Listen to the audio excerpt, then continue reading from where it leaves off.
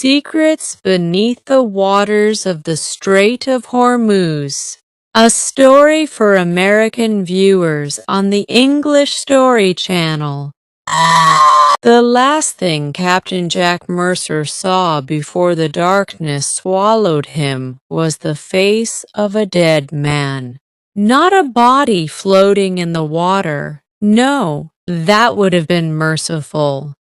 This was a face pressed against the reinforced glass of his submarine's viewport.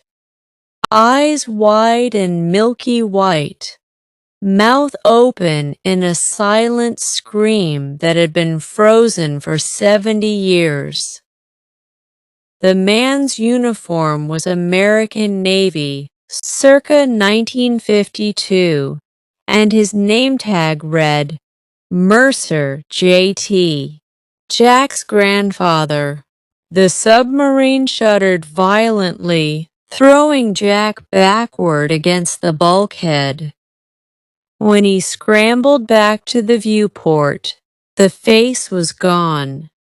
But the depth gauge was spinning wildly, and the hull was groaning under pressure that no vessel should have been able to withstand at 3,000 feet below the surface of the Strait of Hormuz.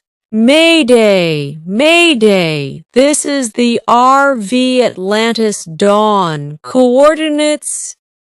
Jack's voice cracked as the radio spat static. We're taking on water. Something is out here with us. The lights flickered, died, came back blood red, and then Jack heard the singing. It wasn't coming through the hull. It wasn't coming through the radio. It was coming from inside his own skull. A chorus of voices, some human, some decidedly not, chanting in a language that predated Sumerian cuneiform, predated the first human fire, predated the very separation of earth and sea. The last voice to join the chorus was his grandfather's. Jack, don't look at the light. Whatever you do, boy, don't look at the light. Too late. The viewport exploded inward. Chapter 1. The Call from Corpus Christi.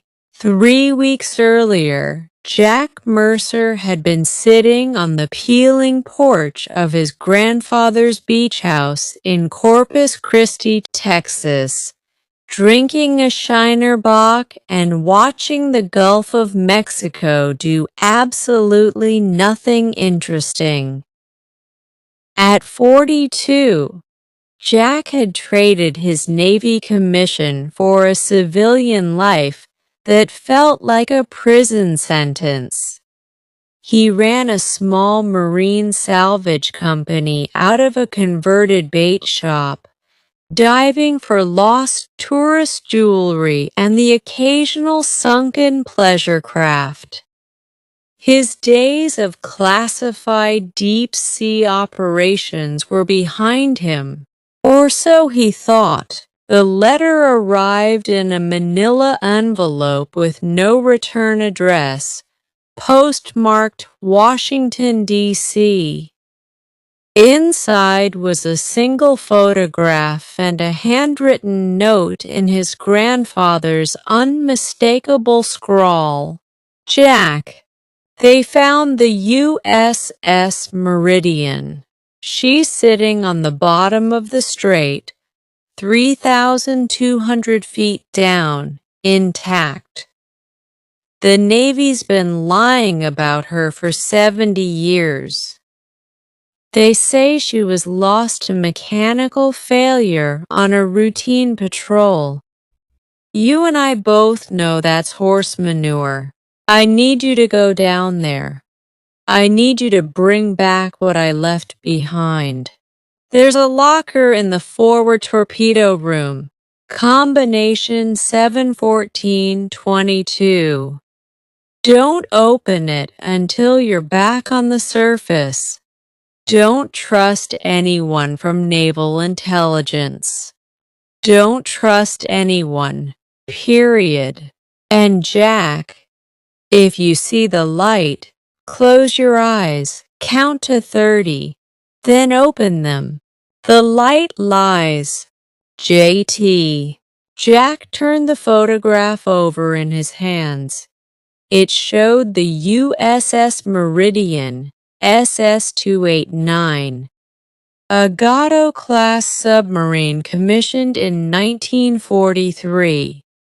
She'd been Jack's grandfather's first command, and she'd vanished in 1952 during a classified mission in the Persian Gulf. Officially, she'd been lost with all hands. 87 men. The family had held a memorial in Galveston. Jack's grandmother had worn black for a year before remarrying a used car salesman from Houston. But J.T. Mercer hadn't died in 1952. He'd come home in 1955, walking into the Corpus Christi house at 3 a.m., with no explanation, no discharge papers, and a look in his eyes that Jack's father had described as like he'd seen the face of God and found it wanting. JT had never spoken of the Meridian again. He'd retired to his fishing boat, his Budweiser, and his silence. He'd died in 1998, taking whatever secrets he'd carried to his grave in the Veterans Cemetery outside San Antonio, or so Jack had believed. Now, sitting on that same porch, holding a letter that couldn't possibly exist, Jack felt the Gulf breeze turn cold against his skin. The handwriting was authentic. He'd spent his childhood fishing with his grandfather, watching those same square letters fill out logbooks and grocery lists. But J.T. Mercer had been dead for 28 years, and the USS Meridian had just been located by a joint American-Emirati survey team, exactly where the letter said she would be. Jack's phone buzzed. He didn't recognize the number. Captain Mercer. The voice was female, crisp, with a hint of Midwestern flatness that reminded Jack of every naval intelligence officer he'd ever met. This is Dr. Sarah Chen from the Office of Naval Research. I'm calling about a matter of some sensitivity regarding your grandfather's service record. I understand you received a communication today. Jack's grip tightened on the beer bottle. I don't know what you're talking about. Of course you don't. A pause. Static. When Dr. Chen spoke again, her voice had dropped to a whisper, as if she were afraid of being overheard. Listen to me very carefully, Captain Mercer. The Meridian was not lost to mechanical failure. She was not lost to enemy action. She was taken, and whatever took her is still down there. The survey team that found her? 14 people. 12 are dead. 2 are in psychiatric facilities in Dubai, screaming about the singing and the light that sees. Jack stood up, his chair scraping against the wooden deck.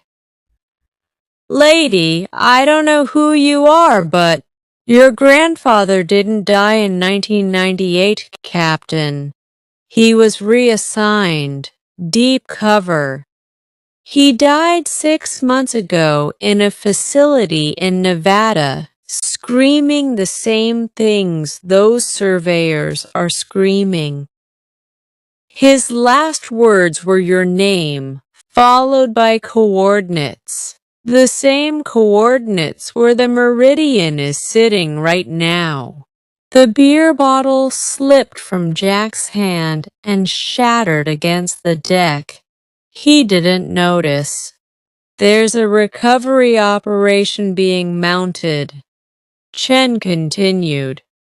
"Officially, it's a salvage mission for historical purposes. Unofficially, we're sending down a team to retrieve something from that submarine. Something that should have stayed at the bottom of the ocean. I want you on that team, Captain. You're the only living person who knows that boat's layout the way your grandfather did. And you're the only one he trusted enough to send that letter to." "What letter?" Jack's voice sounded hollow in his own ears. "The one you're holding in your hand. The one that was written in 1952, sealed in a waterproof container, and attached to a buoyancy device that only activated when the Meridian's hull was positively identified by modern sonar. Your grandfather planned this, Captain. He planned it 74 years ago. Whatever's in that submarine, he wanted you to be the one to face it." Jack looked down at the photograph. The USS Meridian sat in dry dock, her hull gleaming, her crew posing on the deck in their summer whites. His grandfather stood at the center, young and proud, his hand resting on the sail. Behind him, barely visible in the shadows of the conning tower, was a shape that Jack hadn't noticed before. It looked like a man, but the proportions were wrong. Too tall, too thin, with arms that seemed to bend in too many places.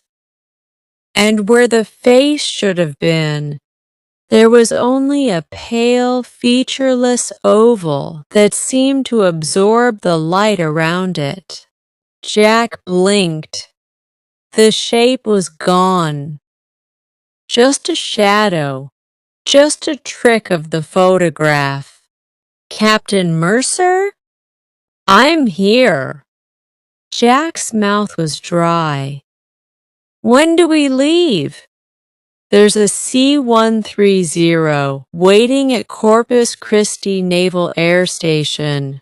Wheels up in 4 hours. Pack for warm weather and cold depths." "And Captain?" "Yeah?" "Bring a flashlight, a good one, the kind that doesn't run on batteries." Chapter 2. The Gathering in Dubai.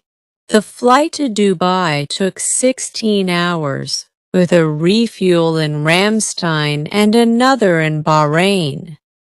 Jack spent most of it studying the classified briefing packet Dr. Chen had provided, trying not to think about the photograph, the letter, or the thing in the conning tower shadows. The USS Meridian had been part of Operation Deep Sound, a classified Cold War program investigating anomalous sonar contacts in the Persian Gulf.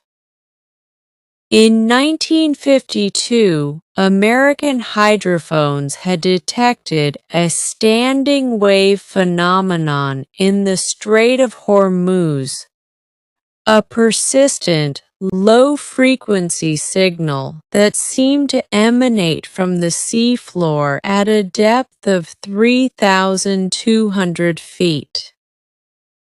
The signal didn't match any known geological or biological source. It was too regular, too complex, almost structured.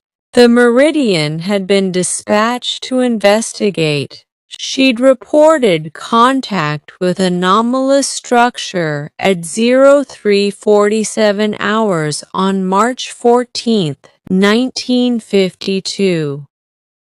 Her final transmission, received by a listening station in Bahrain, had lasted 12 seconds and consisted of Captain J.T. Mercer screaming coordinates, followed by a sound that the Navy's official report described as a harmonic oscillation beyond the range of human vocalization, causing temporary incapacitation in all personnel within the communications room. Then silence. 70 years of silence. Until now. The briefing packet included photographs from the survey team's ROV, remotely operated vehicle, deployment. The Meridian sat upright on the seabed, her hull remarkably intact, covered in a thick layer of sediment and strange, bioluminescent growths that the marine biologists couldn't identify. The growths seemed to pulse with a faint blue light, forming patterns that looked almost like writing. The ROV had attempted to enter the submarine through the forward torpedo loading hatch. It had lost all power the moment it crossed the threshold. The last image from its camera showed the interior of the torpedo room, dry and pristine, as if the submarine had been preserved in amber rather than submerged in salt water for 7 decades. And in the center of the frame, standing in the aisle between the torpedo tubes, was a man in a 1952 Navy uniform. He'd been looking directly at the camera. His eyes were white, completely white. No iris, no pupil, just milky orbs that seemed to glow with their own faint luminescence. The ROV had gone dead immediately after.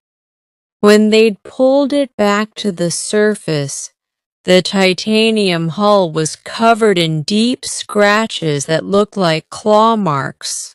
Jack closed the packet and stared at the bulkhead of the C-130 until they landed in Dubai.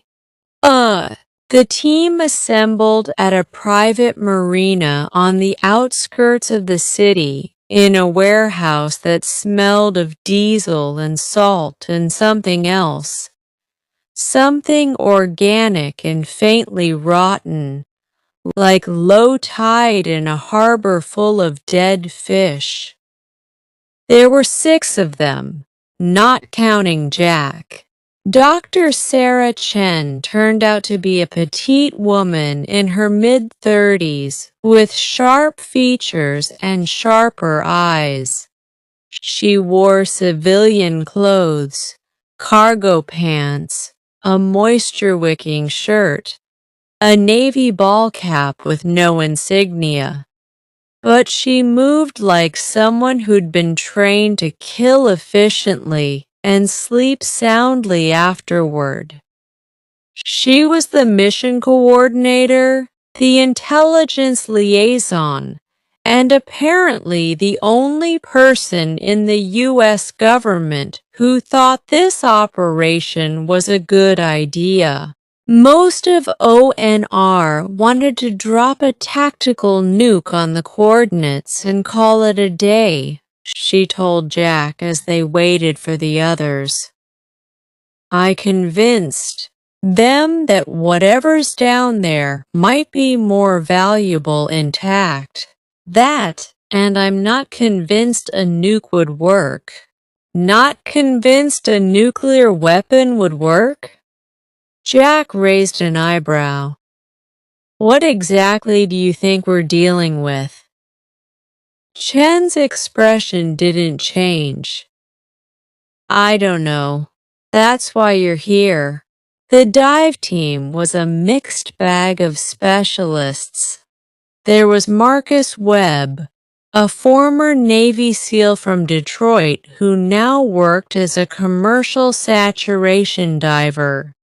He was built like a refrigerator and had the kind of flat, emotionless eyes that Jack associated with people who'd seen too much and felt too little. He was the team's muscle, the safety diver, the one who'd pull you out if everything went sideways. Done a lot of deep work, Webb said, shaking Jack's hand with a grip that could crush walnuts. North Sea oil rigs, pipeline repairs. Never anything like this. Never anything alive down there, you know. Not at those depths. Then came Dr. Elena Vasquez, a marine archaeologist from the University of Miami who specialized in deep-water shipwrecks. She was in her late 40s, with gray-streaked hair pulled back in a practical ponytail, and the kind of lean, weathered build that came from decades of field work. She'd been on the team that found the Meridian's sister ship, the USS Triton, lost in the Philippine Sea in 1944. She was the one who'd identified the meridian from the survey data, and she was the one who'd insisted on a manned expedition rather than another ROV deployment. Machines fail, she said, her Cuban accent thickening when she was passionate. They fail at the worst possible moments. Human eyes, human judgment. That's what we need down there. Whatever happened to that ROV, it wasn't mechanical. It was targeted. Something didn't want that machine inside that submarine. I want to know why. The technical specialist was a kid named Tyler Brand, barely 25, from some Silicon Valley startup that built autonomous underwater vehicles. He looked like he'd never seen sunlight, with pale skin and eyes that darted constantly to his tablet screen. He was responsible for the communications array, the sensor package, and the special equipment that Chen had mentioned without elaboration. Built a new kind of sonar mapping system, Brand said, not looking up from his tablet. Uses quantum entangled photons instead of acoustic pulses. Should cut through whatever interference we're dealing with. Also built a Faraday cage around the main relay. So EMP shouldn't be an issue. Shouldn't, Jack repeated. Comforting. The final team member was the one who made Jack's skin prickle with unease. Dr. Harold Vance was a consultant from a Defense Department think tank in Arlington, Virginia. He was in his 60s, with the soft, well-fed look of a career academic and watery blue eyes that seemed to look through you rather than at you. He was supposedly an expert in anomalous phenomena, a field that Jack hadn't known existed until Chen's briefing.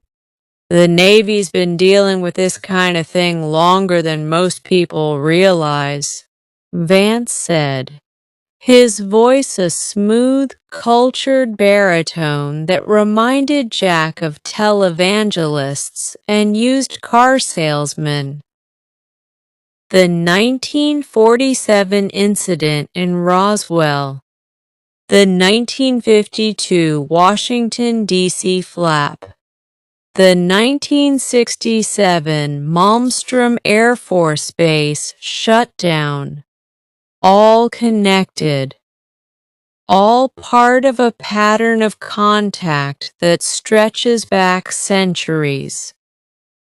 The Meridian incident was simply the first submerged contact of the modern era. Contact with what? Jack asked. Vance smiled, and there was something in that smile that made Jack want to step backward. With the ones who were here before us, Captain. The ones who built the cities that now lie beneath the waves. The ones who are the waves, in a manner of speaking. Your grandfather understood this. He made a bargain with them of sorts. He bought 70 years of silence, and now the bill has come due. Jack thought of the letter.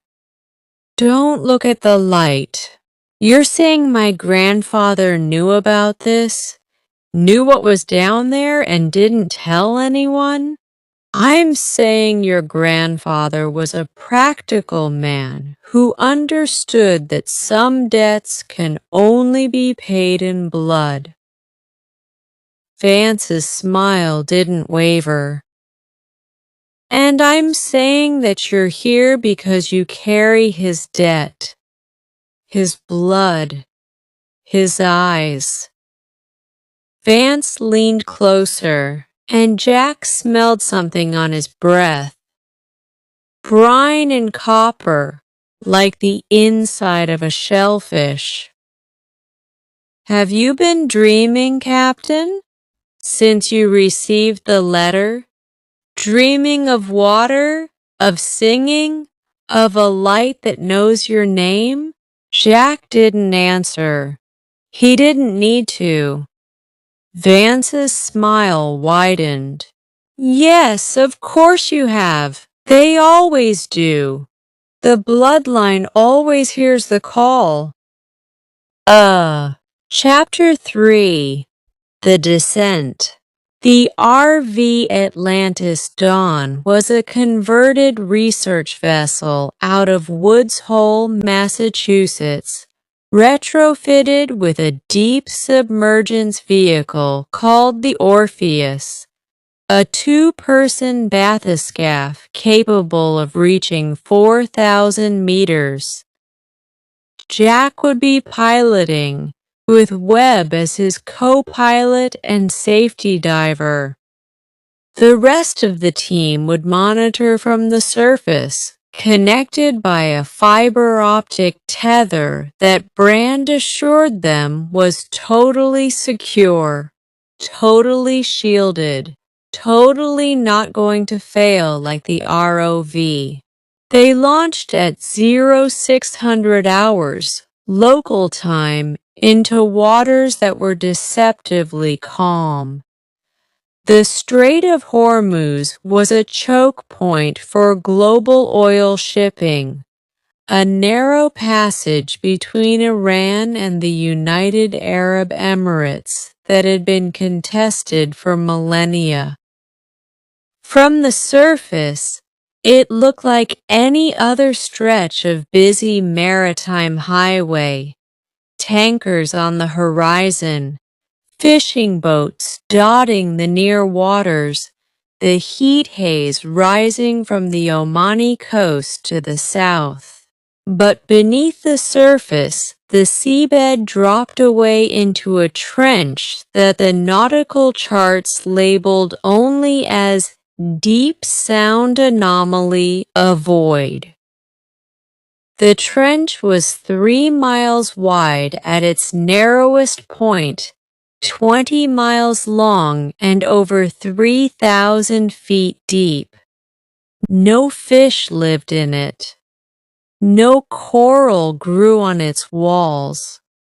Sonar pulses sent into its depths returned wrong, scrambled, as if the water itself were somehow different. The Orpheus descended slowly, its external lights cutting through the black water like knives through ink. Jack piloted with practiced ease, his hands steady on the controls, his eyes flicking between the instruments and the viewport. Webb sat beside him, silent and watchful, his hand never far from the emergency ascent trigger. At 1,000 feet, they passed through a thermocline, a layer where the water temperature dropped 20 degrees in as many meters. The Orpheus shuddered, and for a moment, the external lights dimmed. Power fluctuation. Brand's voice crackled through the comms. Just a second, compensating. The lights came back, but something was wrong with the water outside. It looked thicker somehow, more viscous, and there were particles floating in it. Tiny bioluminescent specks that swirled around the submersible like fireflies in a summer evening. Plankton? Webb asked. At this depth? Jack shook his head. No, that's not plankton. The specks were moving with purpose. They gathered around the viewport, forming patterns, circles, spirals, shapes that almost looked like letters. Brand, are you seeing this? Jack asked. Seeing what? The external cameras just show black water. Normal particulate matter. Nothing unusual. Jack and Webb exchanged a look. The patterns outside the viewport were growing more complex, more insistent. They were forming a face, his grandfather's face, young and proud in his navy whites, exactly as he'd appeared in the photograph. Then the face opened its mouth and the singing began. It was the same sound Jack had heard in his dreams since receiving the letter. A chorus of voices, some human, some something else, rising and falling in a melody that seemed to bypass his ears entirely and resonate in his bones. The Orpheus vibrated with it, every rivet and weld singing in sympathetic harmony. Jack! Webb's voice was tight, controlled, but Jack could hear the fear underneath. Jack, my ears are bleeding. My ears are bleeding. Jack looked at his co-pilot. Blood was indeed trickling from Webb's ears. Thin rivulets that caught the red emergency lighting and looked like molten copper. But Webb wasn't reacting to pain. He was staring at the viewport, his eyes wide and unfocused, his mouth slightly open in an expression of rapturous awe. "Don't look at it," Jack said, remembering his grandfather's words. "Don't look at the light. Close your eyes. Count to 30. "What light?" "Jack, there's no light. There's only—" Webb's voice broke into a sob. "Oh God! Oh God! It's beautiful! It's so beautiful!" Jack grabbed Webb's shoulder and shook him hard. "Close your eyes! That's an order!"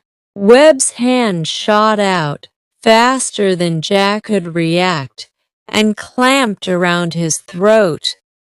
The seal's eyes were completely white now, milky orbs that glowed with the same faint luminescence as the dead man in the ROV photograph.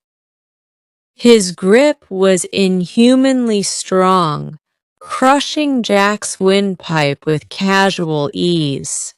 "Don't interfere," Webb whispered, and his voice was layered. His own voice, and others beneath it, dozens of voices speaking in imperfect unison. "The vessel must reach the bottom.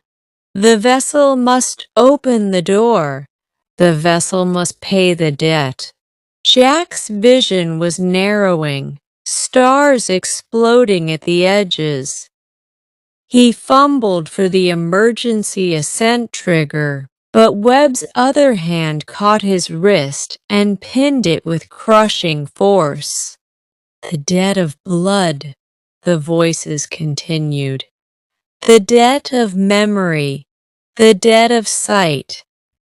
Your grandfather promised you, Jack.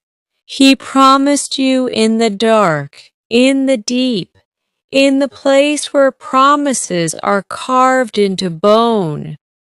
You are the payment. You are the key." Jack's hand found the emergency lighting switch. He flipped it.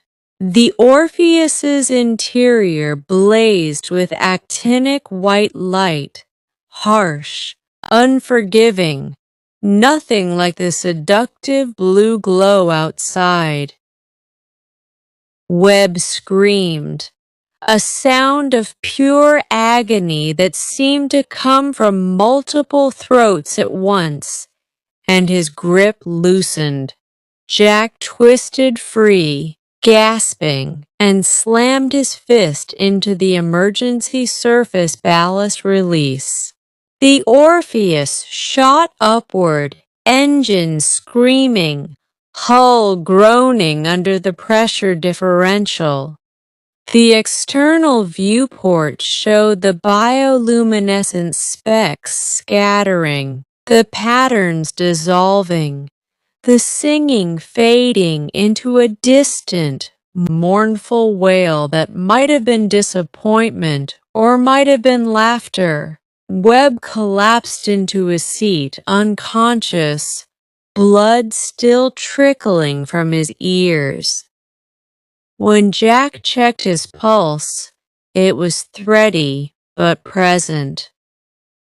The white film over his eyes was fading, returning to normal. "Orpheus, this is Atlantis dawn. What the hell was that? Your depth gauge just spiked and— Jack, are you okay?" Chen's voice, sharp with genuine fear.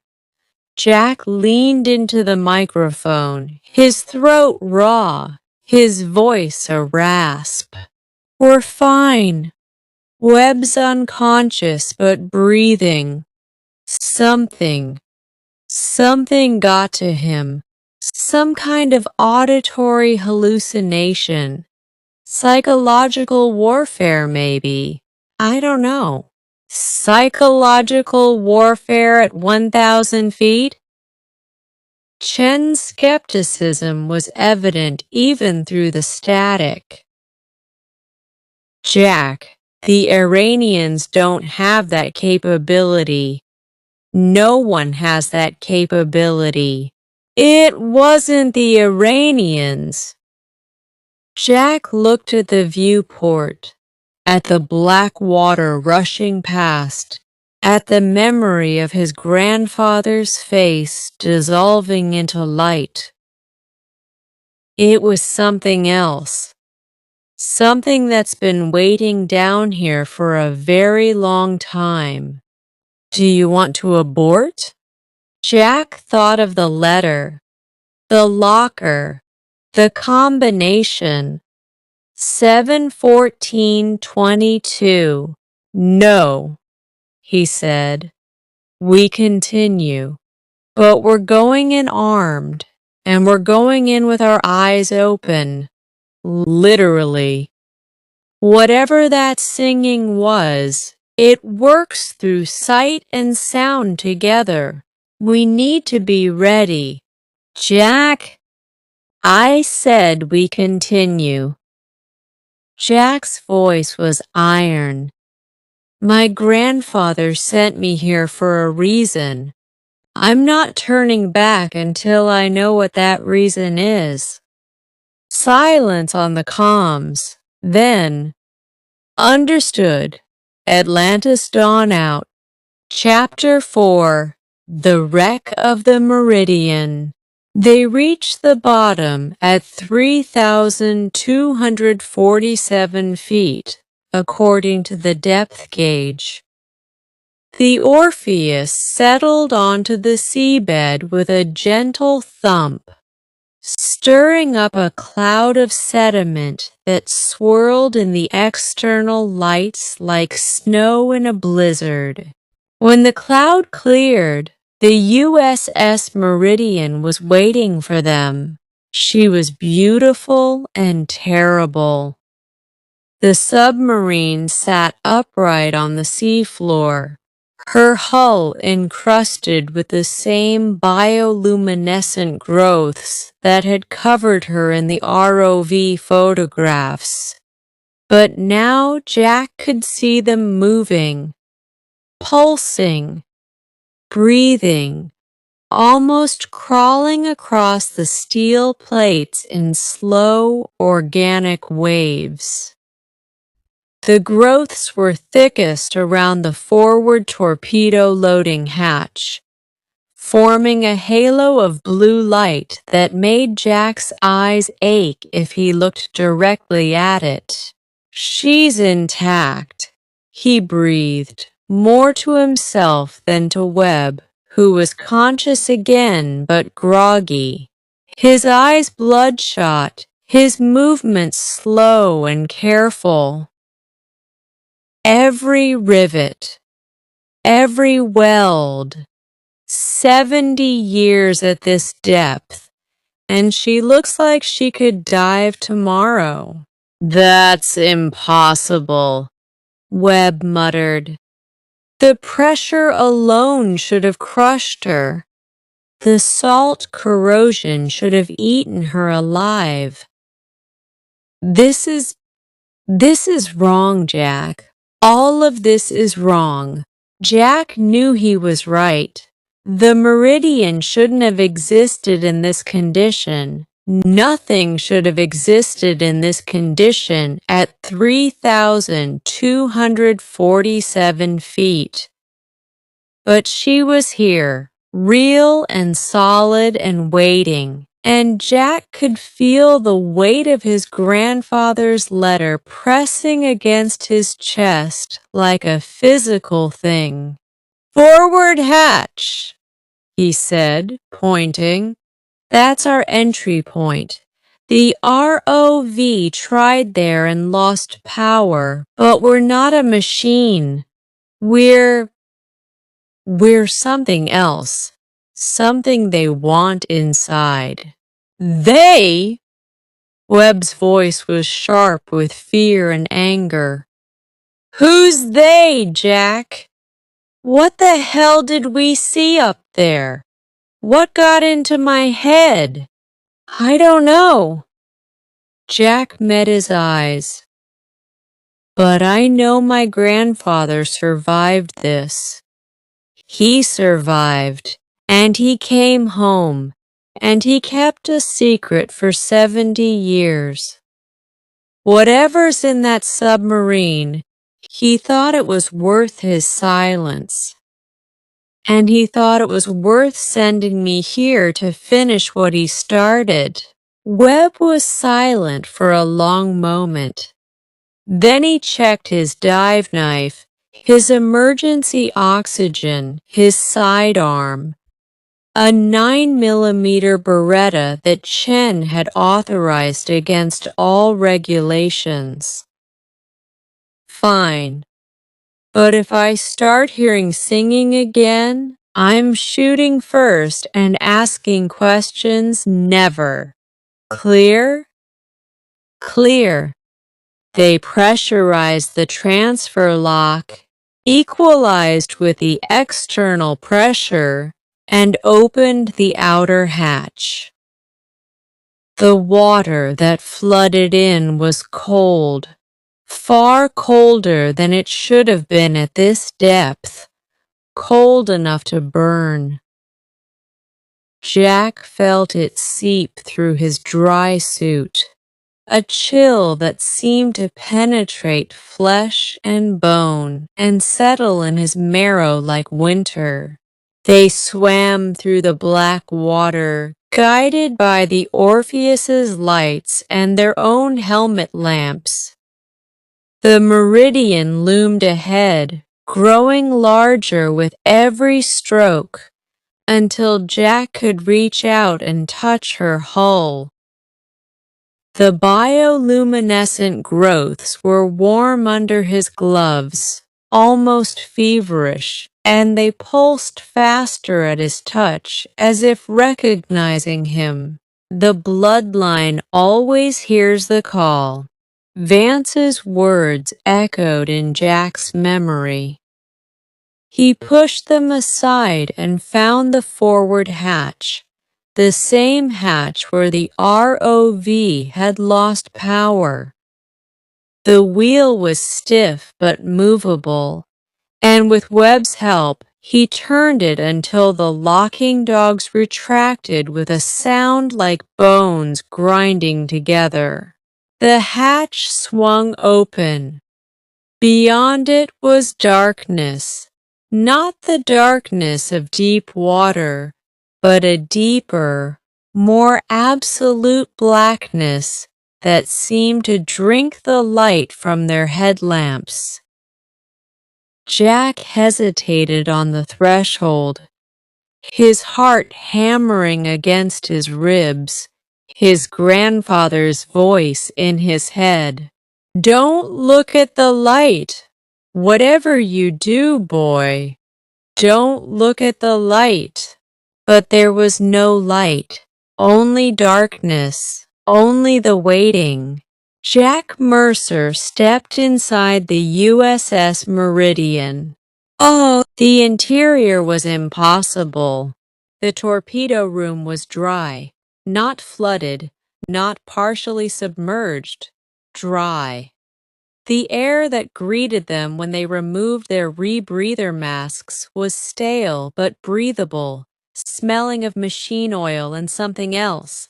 Something sweet and cloying that made Jack think of funeral flowers left too long in a closed room. The torpedo tubes gleamed with fresh grease. The deck plates were clean. The lights, impossibly the lights, were on. Dim and flickering but functional, casting long shadows that moved with a purpose of their own. This is a tomb, Webb whispered, his voice barely audible. This is a tomb, and it's been waiting for us. Not us, Jack said. Me. He knew the layout by heart. His grandfather had drilled it into him as a child, sketching diagrams on the back of fishing magazines. walking him through virtual tours with pieces of driftwood and shell fragments. Forward torpedo room, crew's quarters, galley, control room, captain's quarters. Forward to aft, deck by deck, until Jack could have navigated this submarine blindfolded. The locker was in the forward torpedo room, just as the letter had said.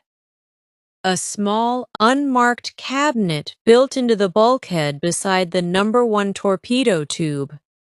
Jack approached it with steps that felt like walking through deep water. Though the air was still and dry, the combination lock was mechanical, rusted but functional. Jack turned the dial with trembling fingers. 7, 14, 22. The lock clicked open. Inside was a bundle wrapped in oilcloth. Jack lifted it out, feeling the weight of it. Heavier than it should have been, dense with a gravity that seemed to pull at his hands. He unwrapped it on the deck plates, the oilcloth falling away to reveal a journal, leather-bound, water-stained, the pages swollen with moisture that shouldn't have existed in this dry air. His grandfather's handwriting filled every page, cramped and desperate. The letters growing larger and more erratic as the entries progressed. And beneath the journal, a photograph, not the photograph from the letter. This one was older, more damaged. It showed the Meridian's crew, all 87 men, standing on the deck in their dress whites. But something had been done to the image. Each man's face had been scratched out with a sharp instrument, gouged deeply into the emulsion, until only pale voids remained where faces should have been, except for one face, his grandfather's, and beside his grandfather, a figure that hadn't been in the original photograph. A tall, thin shape with too many joints in its arms, and a pale, featureless oval where its face should have been.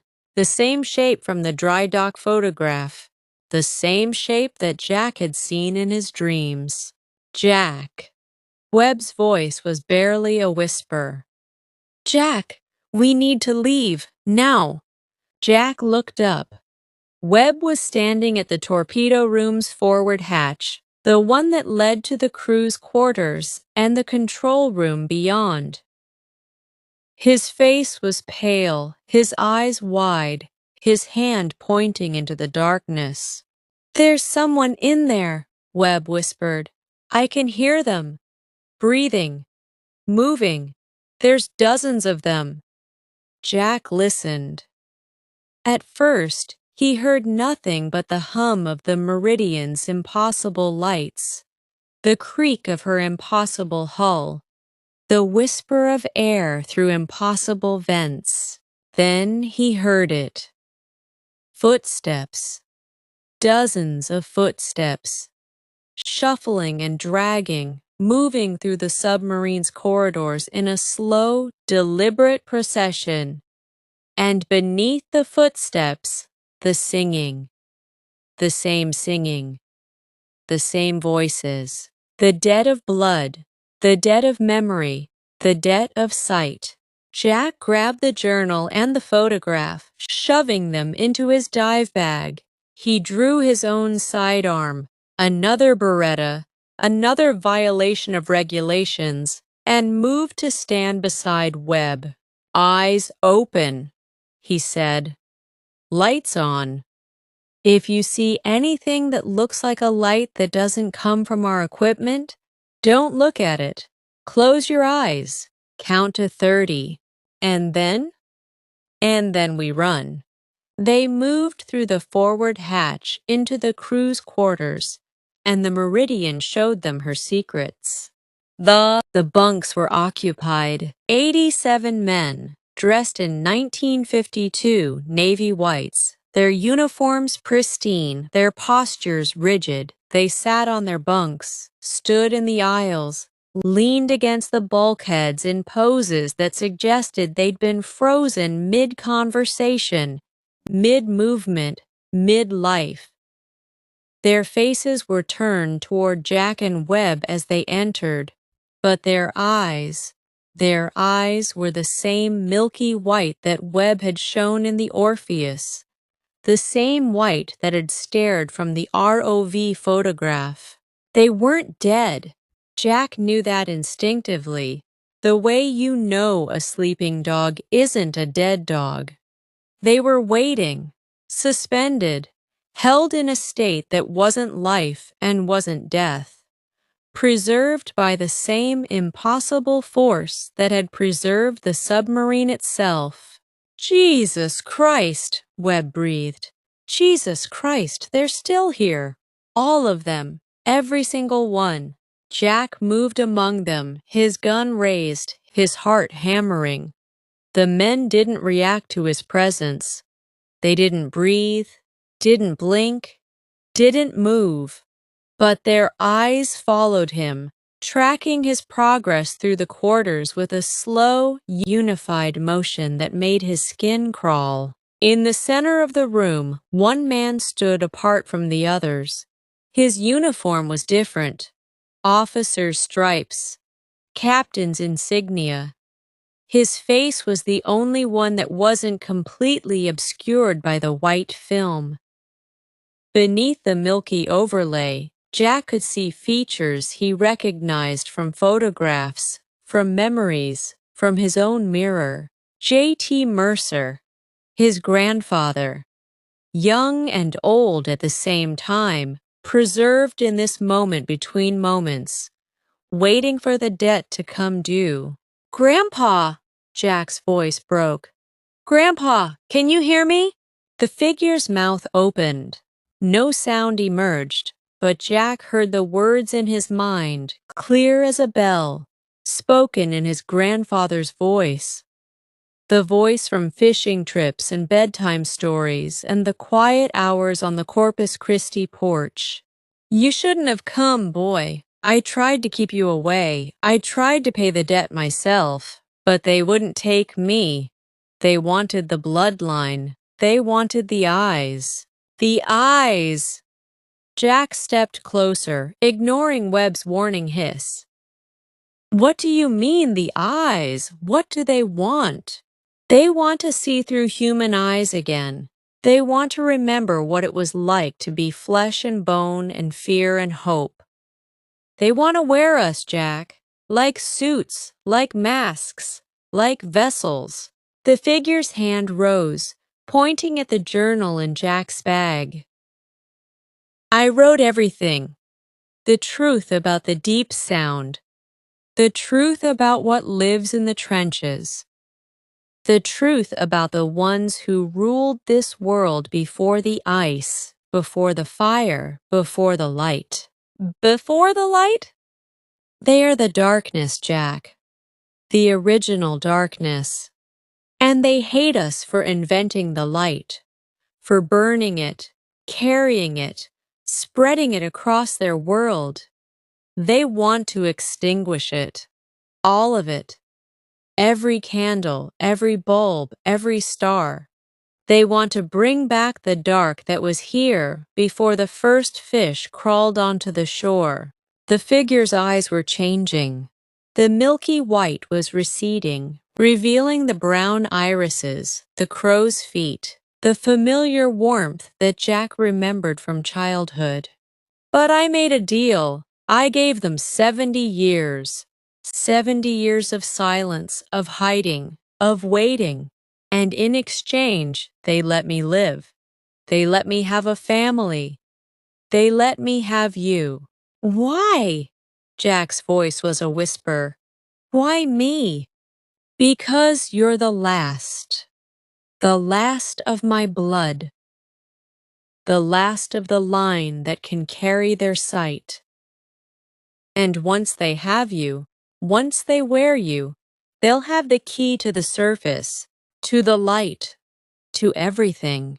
The figure's hand reached out, and Jack felt his grandfather's fingers, cold, so cold but solid, real, brush against his cheek. I'm sorry, boy. I thought I could outrun them. I thought I could die before the debt came due. But they don't let debts go unpaid. They never have. They never will. The singing swelled, filling the submarine, filling Jack's mind, filling the spaces between his atoms. The crew, the 87 frozen men, began to move. Not much, just small shifts, twitches, the first stirrings of a long sleep ending. Their mouths opened in unison, and from each throat came a single note, harmonizing into a chord that made the Meridian's hull resonate like a struck bell. "Jack!" Webb's voice, distant, desperate. "Jack, we need to go!" But Jack couldn't move. His grandfather's hand was on his face, and through that touch he was seeing, really seeing, for the first time in his life. He saw the world before light, before the sun burned in the sky, before the first volcanic vent spewed fire into the abyss. He saw the great cities of the deep, built from compressed darkness, and the bones of leviathans, stretching across ocean floors that hadn't existed for 100 million years. He saw the beings that ruled those cities, tall and thin and many-jointed, with faces that were pale ovals of perfect, hungry emptiness. He saw them looking up, always looking up, at the first flicker of bioluminescence in the shallow waters, at the first fish that dared to carry its own light, at the first humans who descended in their metal shells, burning their torches, their bulbs, their fire in the sacred dark. He saw them reach out through the water, through the pressure, through the impossible distances, and touch the mind of a young submarine captain named J.T. Mercer. He saw the bargain, the silence, the waiting, and he saw himself, Jack Mercer, 42 years old, standing in the belly of a dead submarine at the bottom of the Strait of Hormuz, holding a journal that contained the truth of the world, and feeling the first cold tendrils of something ancient and patient and utterly inhuman reaching up through his grandfather's touch to claim his eyes. "Don't look at the light," his grandfather had written, but Jack understood now. The light wasn't the danger. The light was the only defense. The light was what kept them at bay, what held back the darkness that wanted to swallow everything. The light of human consciousness, human hope, human defiance against the endless night. He had been looking at it wrong. He had been closing his eyes when he should have been opening them wider. Jack reached up and grabbed his grandfather's hand. Not cold now, but warm, alive. The warmth of memory and love and everything that made him human. He pulled the old man close, close enough to whisper in his ear, "I forgive you." And then he turned on every light he had. Chapter 5. The Light That Remembers. The Meridian blazed. Jack's helmet lamp at maximum output.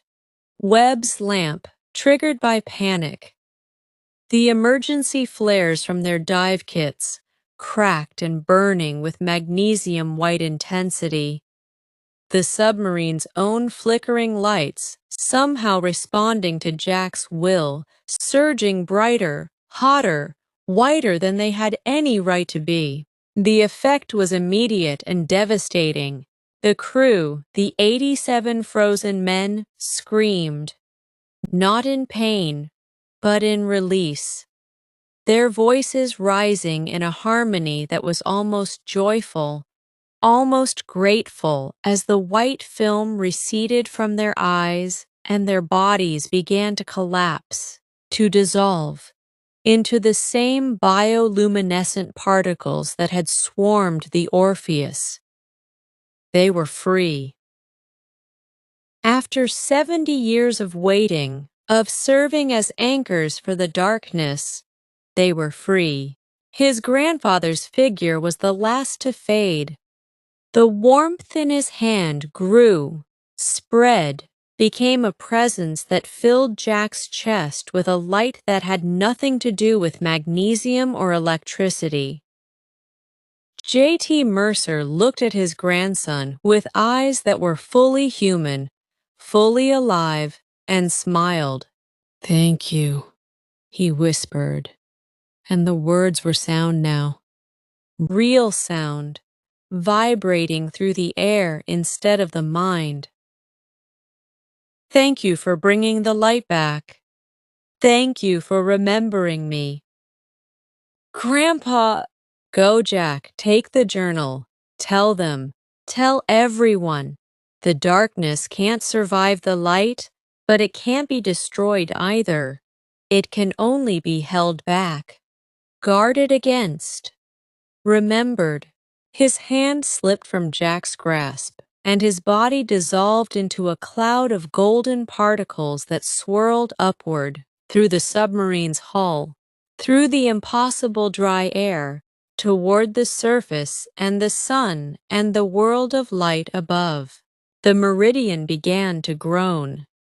Not the groan of pressure, but the groan of release, of a structure that had been held together by will and darkness, finally allowed to fail. Water began to seep through seams that hadn't existed moments before. The deck plates buckled. The lights flickered and died, one by one, but the magnesium flares burned on, and Jack's helmet lamp burned on, and the light in his chest burned on. "Move!" Webb grabbed his arm and dragged him toward the forward hatch.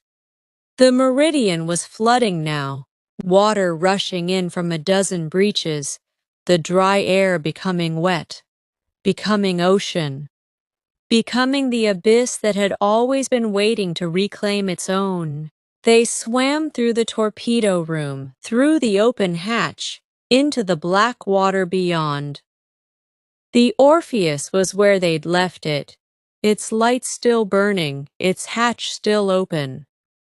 They tumbled inside, sealed the lock, and Jack hit the emergency ascent trigger with a fist that was shaking so badly he could barely find the button. The Orpheus shot upward, and behind them, the USS Meridian finally surrendered to the deep. Jack watched through the viewport as she settled into the sediment, her hull collapsing, her lights dying, her bioluminescent growths fading to black. She was a tomb again, but now she was a sealed tomb. The debt was paid. The darkness was held back, for now. The surface, when they broke through it, was the most beautiful thing Jack had ever seen. The sun was setting over the Omani coast, painting the Strait of Hormuz in shades of gold and crimson and violet. The Atlantis dawn was waiting, her crew waving, her cranes ready to lift them home.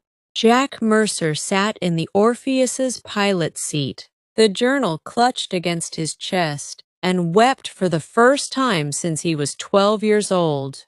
Epilogue. The Truth That Sails. The debriefing took 3 weeks. Naval Intelligence, the Office of Naval Research, a dozen agencies that Jack had never heard of and would never hear of again. They took the journal. They took the photograph. They took his statement, his testimony, his sanity. Dr. Chen visited him in the hospital in Bahrain, where he was being treated for decompression sickness and acute psychological stress. "They're going to bury it," she said, sitting beside his bed with a coffee that had gone cold hours ago. The journal, the photographs, everything, classified beyond top secret.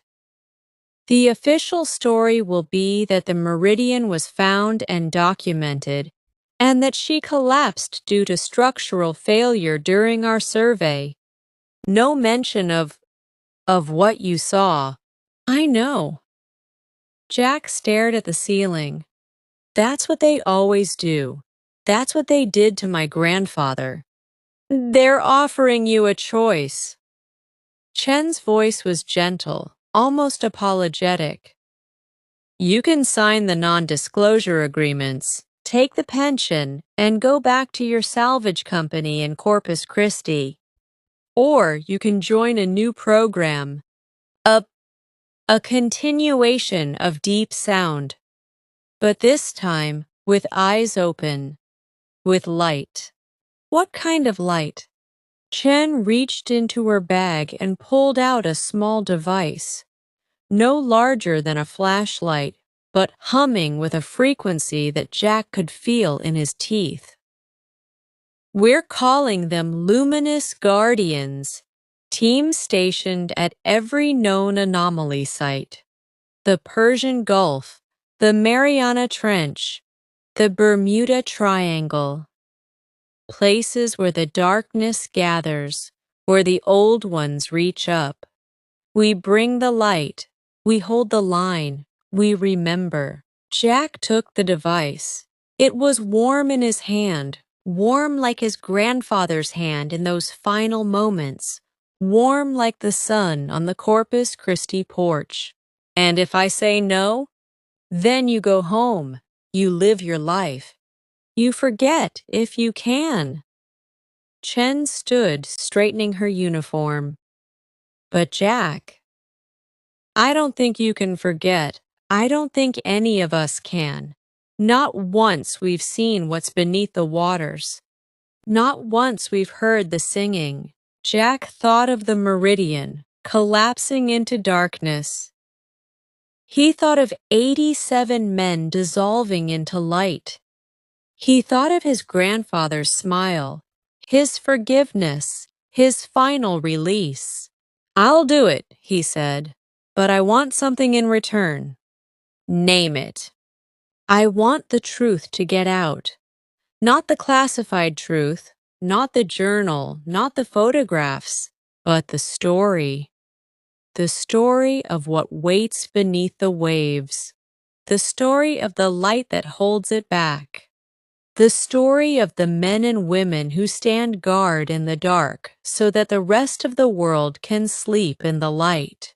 Chen smiled, and for the first time, Jack saw something in her eyes that wasn't military precision or academic distance. He saw understanding. He saw fear, held in check by courage. He saw the same light that burned in his own chest. "We can do that," she said. "Stories have power. Stories are light in their own way. And the darkness hates a good story most of all." Closing note. Captain Jack Mercer served with the Luminous Guardians for 12 years, stationed at the Strait of Hormuz anomaly site. He retired in 2038, returned to Corpus Christi, and spent his remaining days on his grandfather's porch, watching the Gulf of Mexico and writing. His memoir, The Light Beneath, A True Story of the Deep, was published posthumously and remains one of the most controversial and widely read accounts of anomalous phenomena in naval history. The USS Meridian was never found again. Survey teams report that the coordinates where she rested now show only flat seabed, as if the trench itself had closed around her like a healing wound. The singing continues. in the deep places, in the dark waters, in the moments between sleep and waking. The old ones still chant their songs of hunger and memory. But they are held back, they are remembered, they are lit, and as long as there are those willing to carry the light into the dark, they will never rise. Good luck, dear viewers. Good luck to all of you who sail the surface waters and wonder what moves beneath your keel. Good luck to the dreamers, the guardians, the tellers of tales that keep the darkness at bay. This is the English Story Channel. If this story moved you, if it made you think, if it made you look at the water a little differently tonight, stay with us. Subscribe. Hit that notification bell. Because the best stories, the truest stories, the stories that matter most, are the ones we tell together in the light where the darkness can't reach. Until next time, keep your eyes open, keep your lamps burning, and remember, the light remembers you. The English Story Channel. Subscribe now. The end.